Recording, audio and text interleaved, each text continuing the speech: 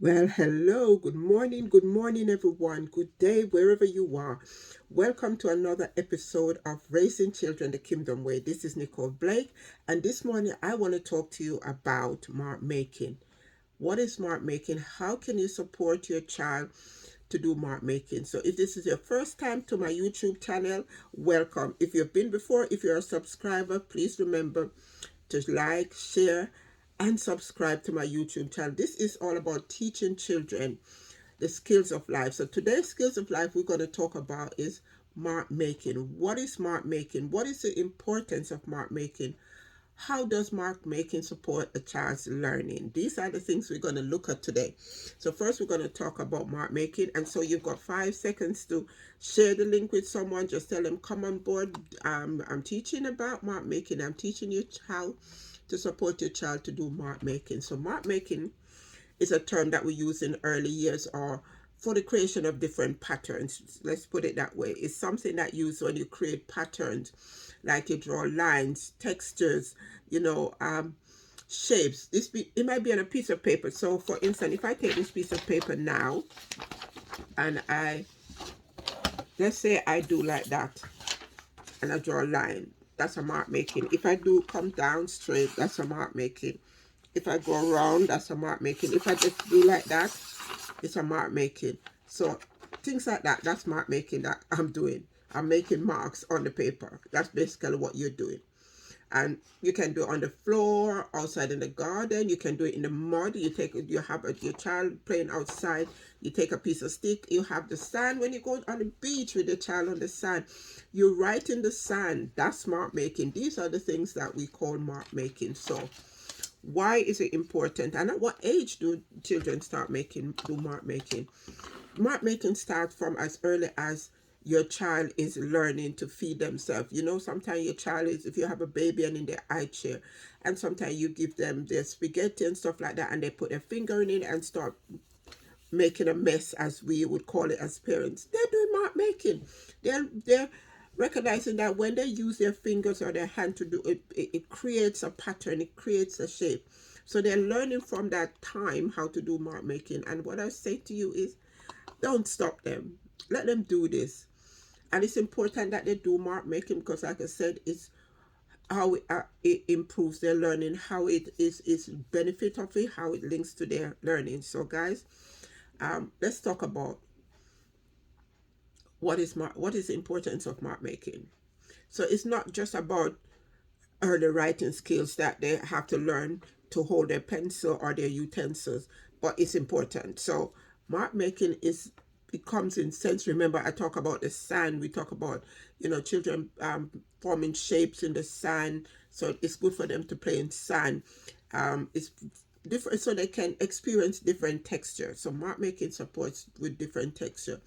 So they get a physical experience which can be enjoyed by all children, all age, all ability. Even children who may have SEND needs, they enjoy some of them enjoy sensory play, some doesn't. But it's important that they understand this. So as well as early writing, because it's linked to writing, mark making is linked to how they're writing. So it's about developing into their mathematical expression, their writing expression, creative expression, cognitive expression of how they do things. That's what mark making is. It forms the needs to their value of how they can write things or they can shape their letters. I remember when we were going to school, in our time we used to have to do curl up writing, curve writing, and we call it join up writing. And join up writing, which I'll do in another program, is important because it talks about how the brain is linked to how you write. So join up writing comes in mark making. But before you get to doing join up writing, it starts with you giving child um, to play in the sand, to play in the paint, even to hand printing footprints is part of mark making. Why you say, how can footprints be part of mark making? I tell you what, because say for instance you're doing footprints with a child, but you're making them walk on the sand barefoot. There is a texture they're feeling in their feet. So if you're doing sand footprint like with paint, then they would stand in the paint with their feet, and then you put it on the step on a bit of paper, on a piece of cardboard. That's a pattern they have just created. So a pattern of their feet. So that's part of mark making. So all these things go together to make mark making, yes. So, depending on how you understand marking, you can contribute to all areas of learning and development. So, a child who is learning to write, and we will talk about pinch or grip and the different types of things. But the importance is to allow your child to one investigate a new concept. So, like from baby age, when they're learning to, play in their food, it's not about being messy. It's about them experiencing something different, repeating thoughts and ideas, developing their understanding of the world. When you tell a story and you go to, there's a story book that I like to read. It's one of our core books in the nursery, Going on a Bear Hunt. Can't go through it, and they're going through the mud. We make children experience these things. When it's raining, or sometimes even to play with mud play is experience of mark making, because they can write shape. They can cut out. You can cut out cardboards of numbers, letters, and put it in the mud or press it down in the sand for, and it forms a shape. That's a mark making for them. It's about them solving the problem, expressing their feelings. So all these things are part of it. So it's about the children exploring their environment. What you're doing at that point is you are increasing their understanding of the world. You're contributing to their learning. So in the natural world, it provides for them that experience. And this is all the reasons why we do mark making. Yeah, it's not just for them to be able to use a pencil later to write. Also, for younger children, you can go to the pound shop or the thrifty shops, and you can get paintbrushes. You can get paintbrushes like these, or you can get a bigger one. I'd say get the big ones like what adults use for painting, and use this, and then they learn to paint, because when they're using their hands to stroke like this, it's mark making. When you're doing circle time and they're using their fingers, they're exercising the muscles in their fingers. That's preparing them for mark making. Also, if you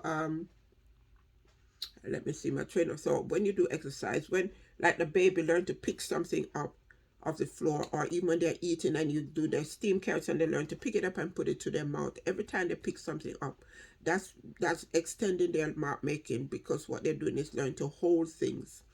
And so you will know how your child will hold their pencil, because that's where I'm getting to, on how they're holding their knives and forks. So a child who's holding their knife and fork like this, they will probably start holding their pencils like that, and they will then go to holding it like this. Those are different grip before they get to the place where they can hold it like this. So that's how they need to hold it when by at least 3-4. So most time when you see children are eating, they hold their thing like this and they scoop.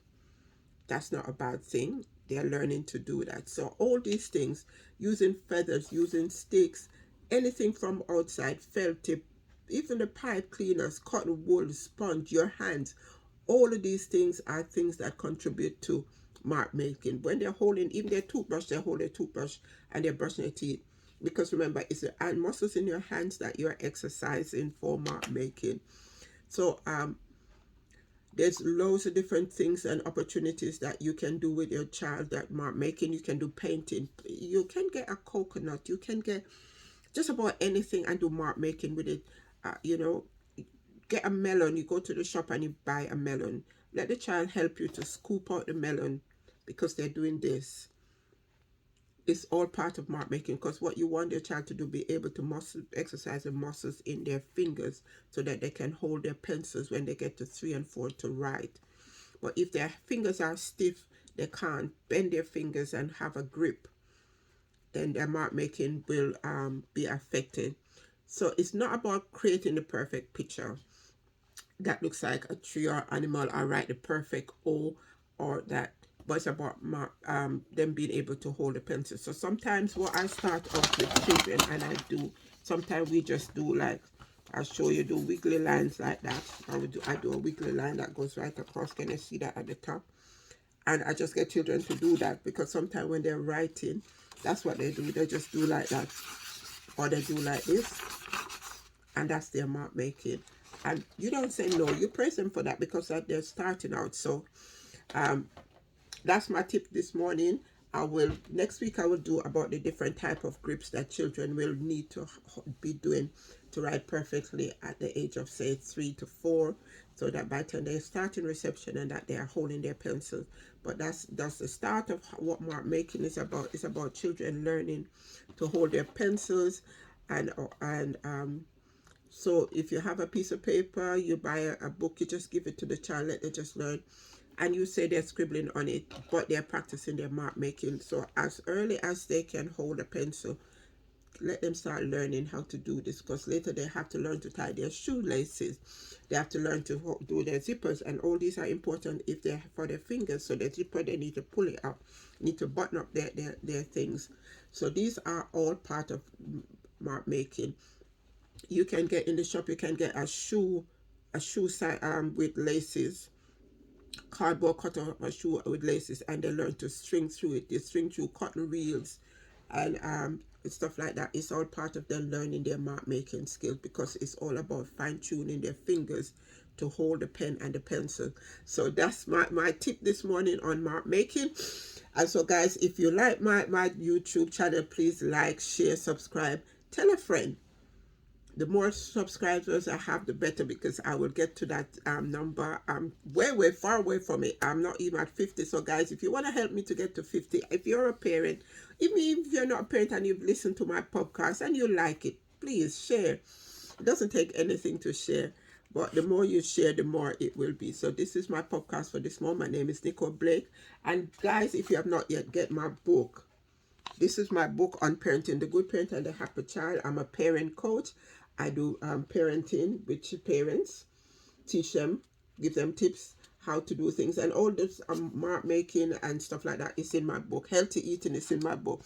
How to know your child's interest is in my book. All these things are things I talk about in my book, how to support your child. I'm a nursery manager, I'm a social worker, I'm a parent coach. These are things I've always worked with children. I love working with children because I want to see every child reach their full potential, and it is possible.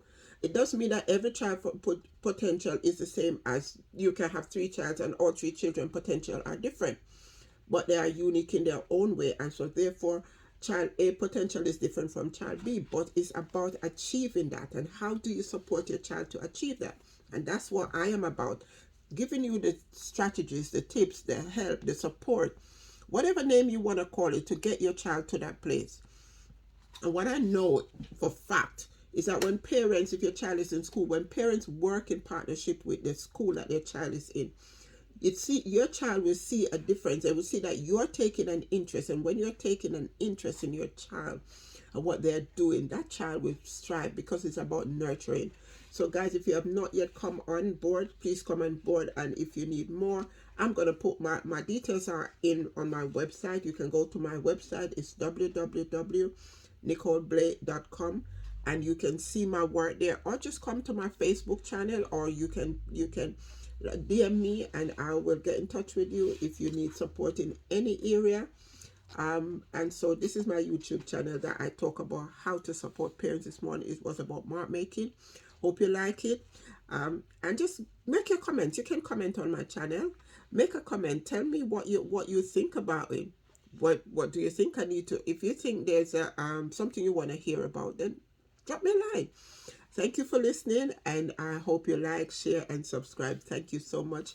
This is me. I'm signing off until next week. Hey guys, have a great day. Thank you. Bye.